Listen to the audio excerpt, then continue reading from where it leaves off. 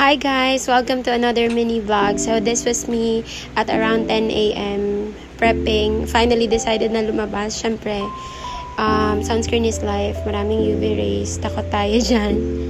So I call this spontaneous day in my life because it's very rare for me to decide, lalo na sa pagpapayos ng hair, kasi there was this one person na trusted talaga namin sa Manila.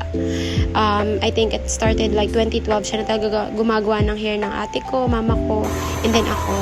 So ayun, lalo na pag ikaw yung hard earn ng money, gusto mo talaga maayos yung gawa sa'yo.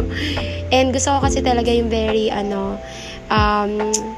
in-educate ako.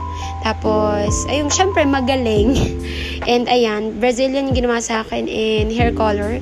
Comfort zone ko talaga ang color brown. Tapos, ayan lang, may twist ng curtain bangs. First time ko rin magpa-curtain bangs. So, I feel like it's stepping out of my comfort zone na plain straight. Tapos, ayan, feel na feel ko. So far, bagay naman siya. Actually, mas maikli pa yung gusto ko dyan ka. So, yan daw muna. And, ayan, honestly guys, pag bagong gawa yung hair, ang hirap kumilos. Bawal headbanan. Tapos, ang hirap lalo pag naglalaba. And, pag uwi ko, ayan, sobrang sarap. Bulalo kasi birthday ng kuya ko. At that time, Sunday, November 5. So, I would really say the best talaga na bulalo is gawa ng daddy and mommy ko.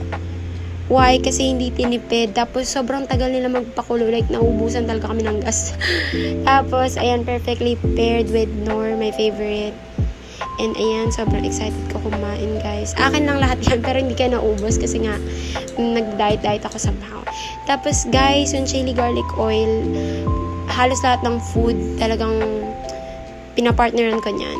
By the way, benta yan ng mami ko. Tinitinda yan namin ng ate ko sa office.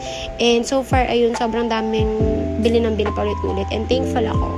Kasi in those, little way, natutulungan kay mami ko. Namin yung mami ko na maboost yung confidence niya magluto ng magluto. Tapos, mag-business kasi yun talaga yung forte niya. And going back, ayan, sobrang sarap talaga ng kain ko dyan, guys.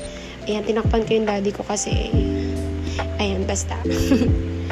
Tapos, ayan, sobrang sarap. And, sobrang sarap talaga pag may sausawan, lalo na yung mga litid. Ayan. Tapos, after yan, guys, syempre, Sunday, it's a church day. Pupunta kami sa church. So, lately, I think, mag-performance na. We've been going to Christian church, though I'm a Roman Catholic. What I really like about that church is they really encourage everyone and not discouraging other religion. So, I really like going there.